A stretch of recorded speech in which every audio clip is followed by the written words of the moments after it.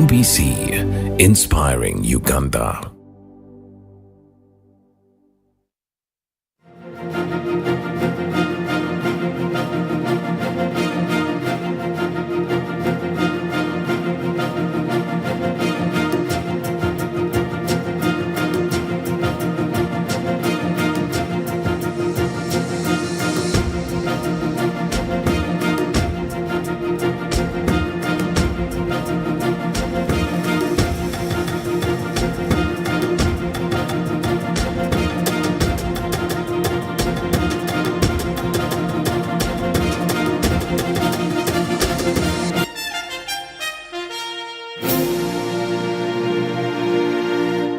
Welcome to the last episode of the Weekly Business Roundup Season 10. It's a milestone for the entire team and we are glad that you have been part of the journey. Now straight to the highlights. Kpo Chicken closes shop, leaving clients in dilemma. Government to conduct forensic audit on Uganda Wildlife Authority operations to curb fraud. Uganda Airlines ready to spread its wings to West Africa. And MV Umoja successfully completes maiden voyage after rehabilitation. For these and more, stay tuned. This is the Weekly Business Roundup. Police is investigating a famous company known as Kpo Chicken, which has allegedly swindled billions of shillings from its clients. Kpo Chicken had its offices in Kamocha, Kanjocha Street, dealing in poultry farming on behalf of its clients. Let's have a look. On a recent visit to Kpo Chicken's offices on Kanjocha Street, it was discovered that a note had been posted on the gate stating that the management had left for a staff team building session on the 29th of September 2023. Since then, the offices have remained closed and the known phone numbers associated with the company are currently switched off. This sudden closure has left over 2,000 clients who have invested their capital with Kpo Chicken in a state of uncertainty with no clear information regarding their investments. Some of the rules within the agreement, they say on the third day, after investing for 5 months, like me, I'll give an example. I had to get my money on third. Yeah, that was yesterday. So there is that bit in the agreement that by third, you'll get your money. Kpo Chicken had solicited funds from various individuals under the guise of capital investment for poultry, promising returns on their investments. At the time of its closure, the company had amassed capital estimated to be in the billions. I sensed 2 weeks ago when a friend of mine sent something on WhatsApp, and that document was showing that the owners of Kpo Chicken were jailed 6 times. I don't know which years. Many clients who had placed their trust in the company have now resorted to camping at its offices, seeking assistance to no avail. Twadde tuzireta mu cash. Nebatuwa risiiti zino bintu byonna ng'obira obirabira ddala byonna nga biriko stamp nga. Police Deputy Spokesperson for Kampala Metropolitan, Luke Owesigire, has reported that 21 people have officially filed complaints and the case is actively under investigation. To open up cases after after investing money to a tune of 1 billion, which they claim the chicken company took and has blocked, and they cannot longer access their money. Investigations are ongoing. We shall avail you more details as soon as possible. Unfortunately, similar companies taking advantage of desperate Ugandans have been involved in swindling billions of shillings. Private sector players in the tourism industry have condemned the illegal and dishonest acts by Uganda Wildlife Authority staff and some of their members named in the gorilla ticketing racket. Their condemnation comes at a time when the conservation body is embroiled in multiple scams. The Association of Uganda Tourism Operators has unequivocally condemned the gorilla permit scam orchestrated by officials from the Uganda Wildlife Authority. This scam is estimated to have cost taxpayers approximately 60 billion Uganda shillings. They are calling for a prompt and thorough investigation into this matter, urging that the culprits be brought to justice. They emphasize that this scam not only drains the economy, but also tarnishes the reputation of Uganda's tourism sector. this kind of thing is going to impact us for the next 2 years. Because people book trips 2 years in advance. People are receiving reservations now for 2025. So if someone finds this, they can even withdraw their reservation. If they see a name of the company, they withdraw their reservation. Now, the travel system is, there's a bucket list for travel.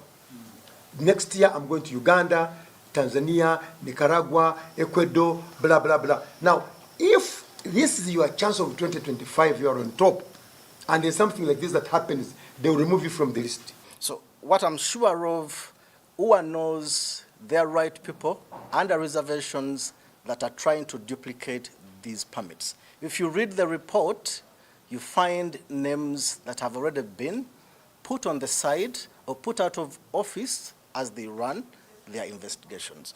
It is alleged that there was a coordinated syndicate involving UA staff and tour operators collaborating in a scheme that revolved around recycling of gorilla trekking permits. However, some of those mentioned deny ever purchasing the disputed tickets. Because some of us maybe are implicated because we buy a lot of permits and we really don't know what is done behind our backs. So maybe they are taking advantage of that. So maybe it's an opportunity also to find out that there are always some bad games being done there. At this moment, maybe I don't have the right information as I speak right now, who has not come out to call out any company that is implicated in this report. Gorilla trekking stands as one of Uganda's premier tourism attractions. Recent statistics reveal that gorillas contribute approximately 70% of the country's tourism revenues, with foreign tourists paying $700 per person.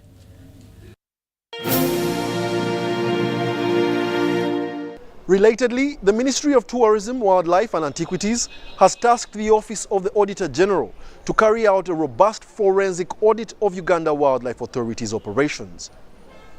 According to the Ministry of Tourism, preliminary audit findings suggest that an estimated 500 million Uganda shillings were lost between June and September 2023. Uganda Wildlife Authority has recently faced scrutiny due to alleged corruption and fraud, which is believed to have cost the government billions of shillings. This fraud has been creeping. The executive director has on several occasions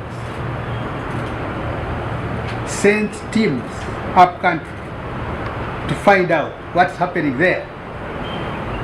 And some of the teams came back and they had no information at all. The ministry has further requested the Office of the Auditor General to undertake a comprehensive forensic audit covering the period between July 2020 and September 2023. Sam Mwanda, the Executive Director of the Uganda Wildlife Authority, has disclosed that 14 UA staff members implicated in the gorilla ticketing scam have been suspended pending investigation. We believe we have enough evidence to take them into our internal disciplinary process, internal to Uganda Wildlife Authority, and deal with that aspect first. Meanwhile, police will continue working with us to conclude the investigations for all those implicated. Currently 14, but we've also picked up information that some other staff are involved, and we'll follow them up as well and bring them to book. Mwanda further notes that the fraud was identified by UA's internal audit staff. Concerning tour operators who may have colluded with Uganda Wildlife Authority staff to defraud the government, stringent penalties, including deregistration and prosecution upon conviction, are being considered.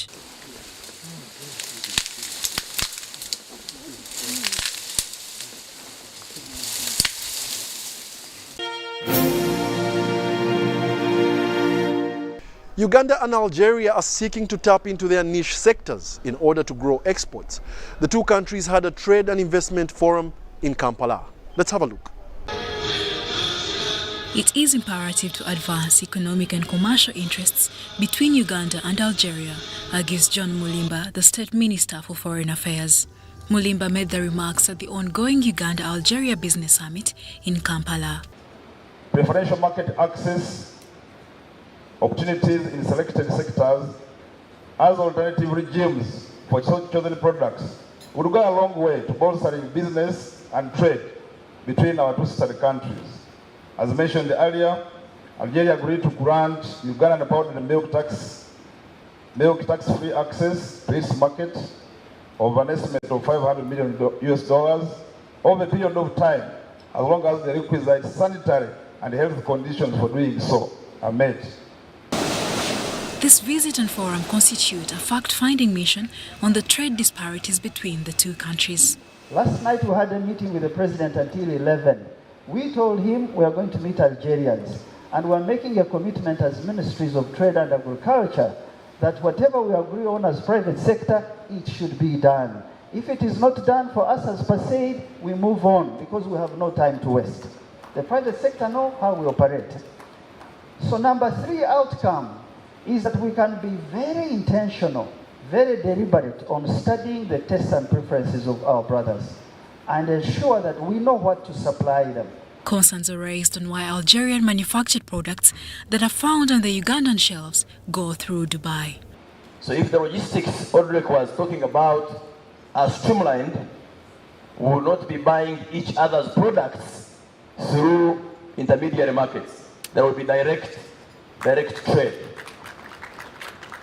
So, but we are not only saying we stop at that trade balance of payment. Come and be part of the ecosystem. Produce, package, and sell. To the Algerian delegation, this development demonstrates the strong will of the heads of states of Uganda and Algeria to further enhance their relationship in the commercial and trade fields. The state visit of His Excellency Yuri Museveni to Algeria in last March and the critical decision made on this occasion at the highest political level gave a new and a strong impetus to the economic cooperation by laying the legal foundation for the development of various sectors, especially trade, agriculture, energy, tourism, and higher education. The main export from Uganda to Algeria is coffee, and just like Uganda, Algeria advocates for the value addition to its raw materials and diversification of its economy and its earnings. We now have to stop seeing ourselves Uganda to Yambe. No, what am I doing as a company to make sure that if I get into a consortium of suppliers of this product, I have the standard, I have the quantities. Again, working in silos, we know the story. Very dangerous. No one is an island unto themselves. If we come together as coffee people, as dairy people, as chocolate people, as pharmaceutical people, whatever, it makes sense to deal with policy, to deal with succession, to deal with all those issues.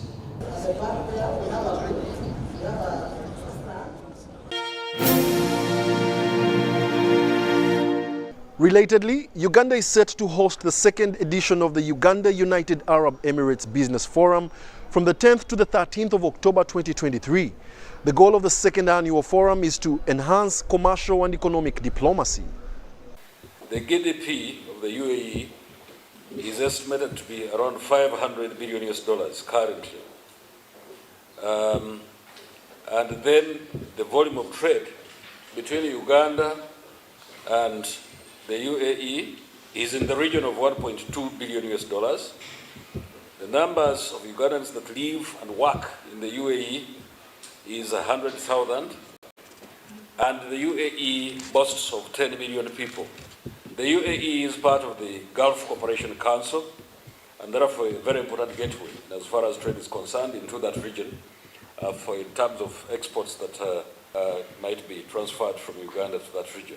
Permit me also to mention some of the priority areas that are going to be very, very important in the ensuing discussions between the government of Uganda and the government of the UAE and between the business communities of the two respective countries. The first one is commercial agriculture. The second one is agro-processing, or call it industry. Third is tourism. Number 4 is energy and minerals. Number 5, oil and gas. Number 6 is manufacturing. Number 7 is infrastructure and public transport. Number 8 is health and education. And number 9 is real estate, amongst others.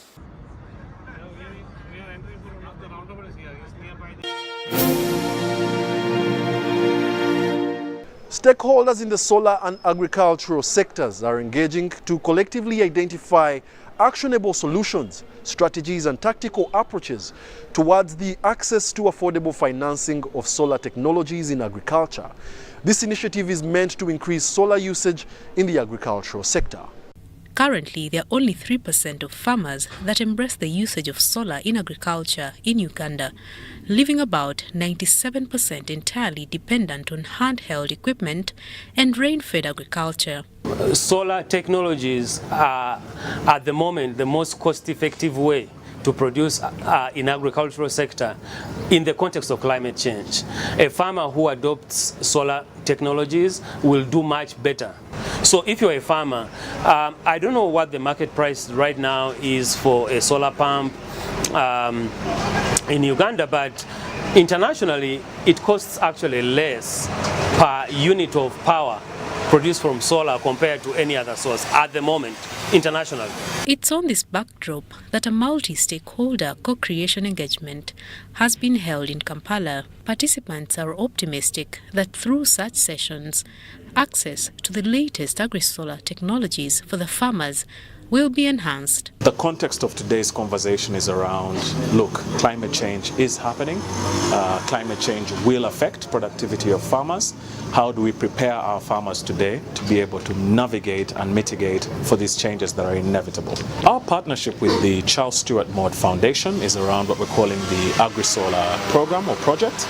And the idea for us is to initially identify across 3 key value chains, dairy, horticulture, and aquaculture, what are some of the interesting ways in which solar technologies could be applied to boost farmer productivity and hopefully profitability as well, more so around a broader context of also linking these farmers to the market. So what we are doing together today is to try and explore those applications of solar technology, is to then realize that sometimes because of the upfront nature of the cost of investing in solar, it may seem a lot more. With most of new technologies and support available in Kampala, scaling up to the last mile farmer in rural Uganda is the goal. Biggest challenges that companies have, that solar companies have, is scaling. A lot of the companies are in Kampala, yeah? But a lot of the farming is not in Kampala, right? A lot of the companies providing these solutions are really new, they are still starting, so they don't have working capital.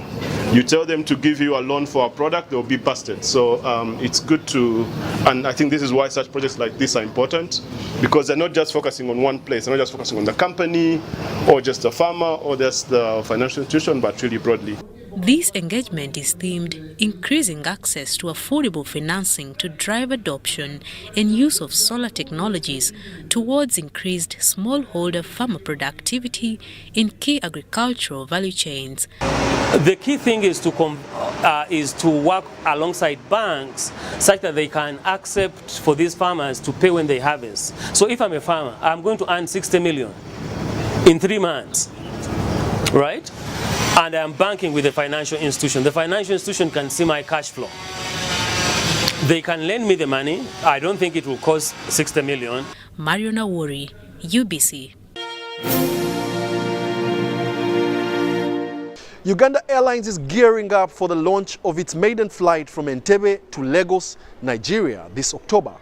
Now this route aims to explore new markets, boost enterprise competitiveness, catalyze industrial growth, and attract foreign direct investment. Let's have a look. Traders in Uganda and Nigeria are preparing for the launch of the direct route between Entebbe and Lagos.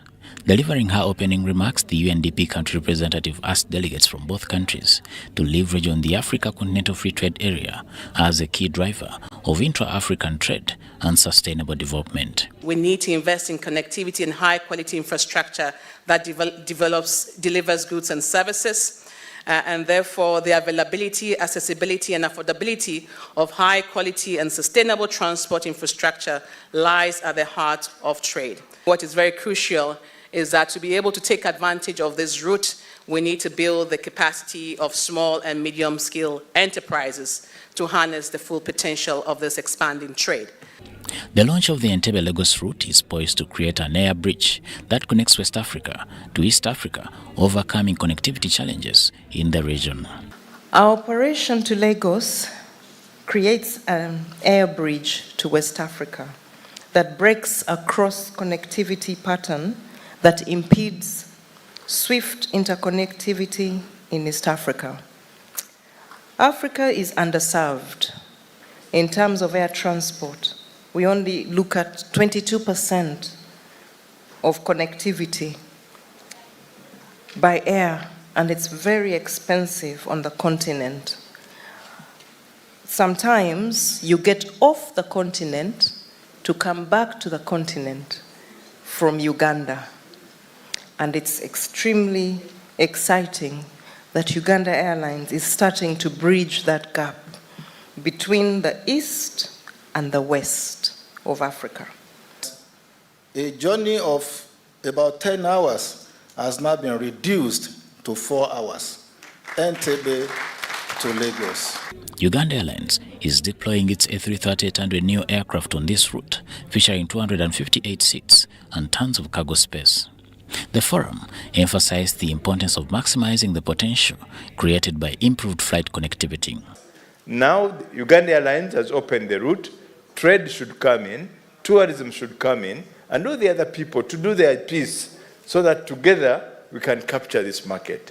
So I would call upon all of you that Uganda Airlines should not be expected to do everything, including the marketing. Every Ugandan, you can market Uganda. Each one of you can market this country. But let us now take advantage of these routes to be able to exploit what's available out there. Audrey Krabogo, the chairperson of the Presidential Advisory Committee on Exports and Industrial Development, highlighted that there is a need to create an ecosystem to enable businesses to trade and scale. It's pretty sad when you are fighting a war and you are shooting yourself in the foot. We shouldn't do that. Huh? We shouldn't speak of AFCTA and then keep visas for DRC, keep visas. You are fighting on the periphery. There is no amount of money that comes from visas that can build an economy. It's people-to-people exchange. Uganda is poised to unlock a vast market with over 200 million people in Nigeria, spanning sectors such as oil and gas, agriculture, investments, tourism, textile, and music. Samuel Senono and Juman Samba for UBC TV News. MV Umoja, a cargo vessel plying the Mwanza-Port Bell route, is now back after undergoing rehabilitation. The ship, which has successfully completed its maiden voyage, is an enhancement to water transport on Lake Victoria, more so the Central Corridor route. Cargo transport on the Central Corridor has received a major boost following the return of the MV Umoja roll-on, roll-off ship on the route. Before it docked in Mwanza in 2019 for rehabilitation works, MV Umoja was operating alongside MV Kawa. You know, we have clients here. We have one ship here, MV Kawa. It has all been sufficient. So this is an enhancement of our operations, and we really welcome it. The business community, Marine Services Company Limited of Tanzania and Uganda Railways Corporation have been awaiting for the vessel's return. MV Umoja and MV Kawa carry a maximum of 1,200 metric tons of cargo per trip and can transport 22 wagons. MV Umoja is back. We are back in business. We are here to offer convenience. We are here to offer competitiveness. And we are here to offer capacity of maritime transport as far as this route is concerned. You talk about the Central Corridor. The dreams for them and for us is big. And so you can see in the background MV Pamba. MV Pamba was also rehabilitated by a company called Mango Tree. And we are yet also to get it on board. We have a lot of cargo that would be moving, but we didn't have the means to move it. So when MV Umoja comes, we feel excited because we'll be able to answer the questions of the clients. According to the ship's technical staff, Umoja is in perfect sailing shape.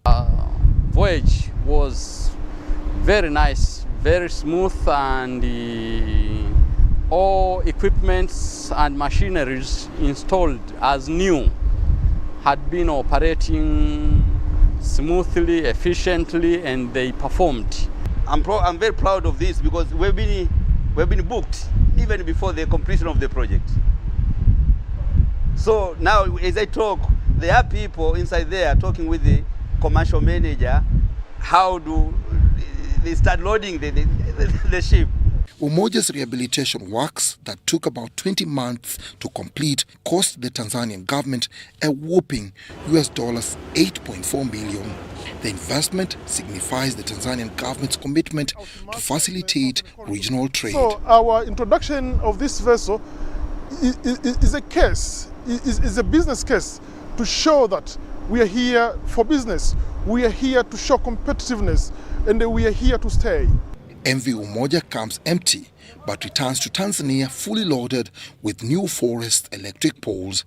According to Uganda Railways Corporation, New Forest has an order of about 25,000 metric tons of electric poles destined for Mwanza. The return of MV Umoja onto the Central Corridor route comes with immense business opportunities between Tanzania and Uganda. The ship will be supporting the MV Kawa that is just docking right behind me.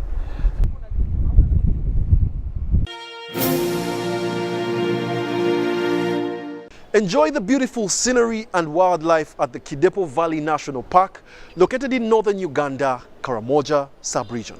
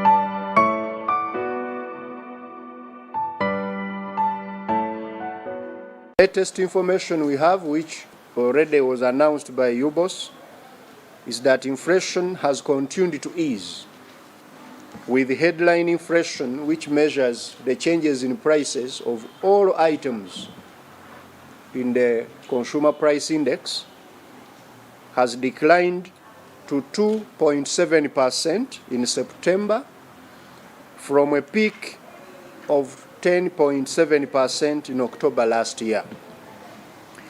This is on account of the reduction in fuel and some food prices. Although there has been a recent resurge of global crude oil prices, our pump prices in Uganda in the month of September had stabilized.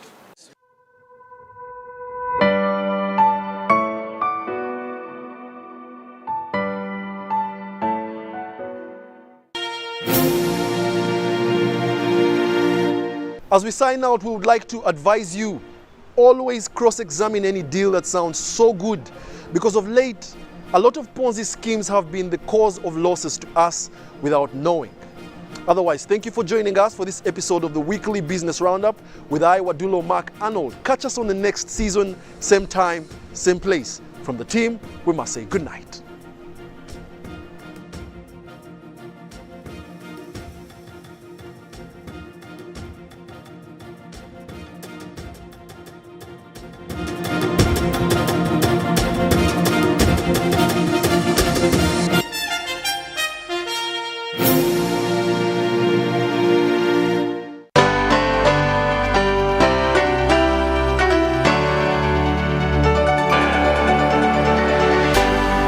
UBC, inspiring Uganda.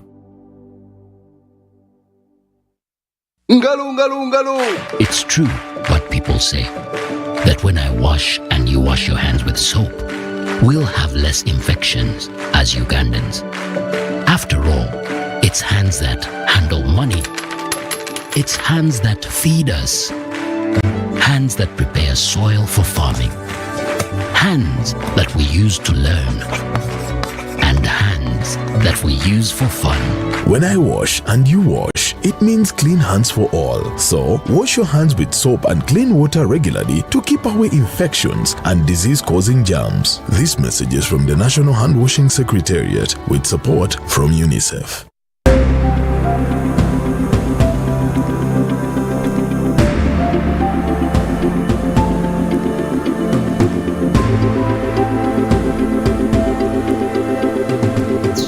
Nibanyita kana niyita Sezi Nwagaba, commercial officer at Ntungamo District Government. I am Sezi Nwagaba, the commercial officer for Ntungamo Local Government. I express my gratitude to God for this platform and the Umoja initiative brought to us by His Excellency Yoweri Kaguta Museveni, as it has positively transformed the lives of the people in Ntungamo, whom I have known for a long time. When you visit the beneficiaries of this program, you can easily witness the significant positive changes in their lives. The audit report demonstrates that despite their leader being deaf and blind, profits are being made, highlighting how this program has actively engaged and evolved every individual. Initially, we received 2,650 million Uganda shillings. Each constituency received 530 million Uganda shillings. I would like to express my gratitude to this platform for providing us with the opportunity to share information about the Umoja program. Our special thanks go to the President for initiating the program, and additionally, I would like to mention that there are numerous similar projects in Rubare and Ntungamo.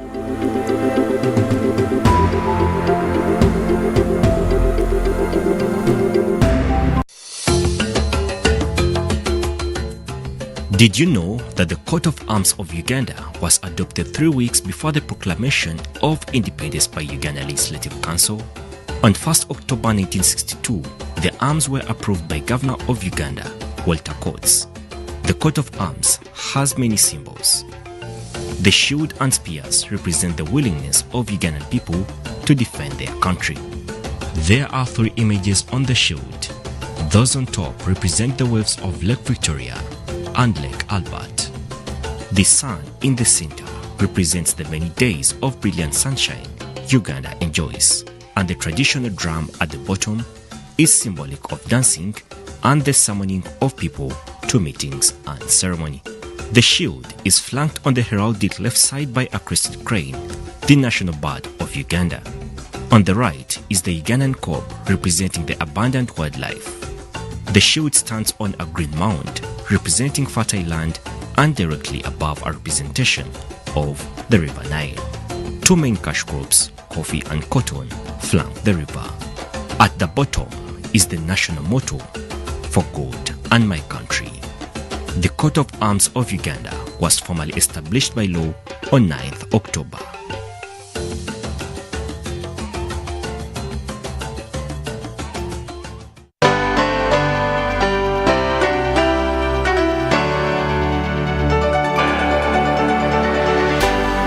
UBC, inspiring Uganda.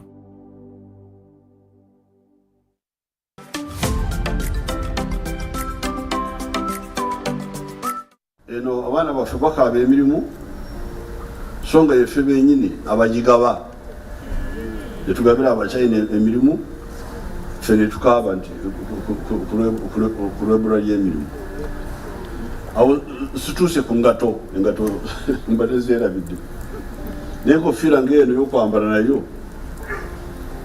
ey'okutaasa abakadde nga nze nga bajjajja omusana ezo zonna bizinesi. The President's message on producing items locally for import substitution and job creation has been consistent.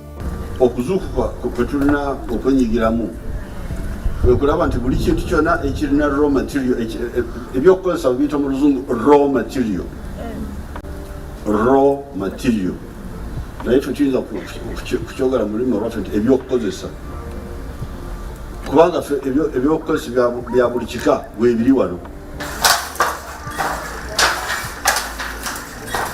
In this feature, we focus on the presidential initiative for skilling the girl and boy child project under State House.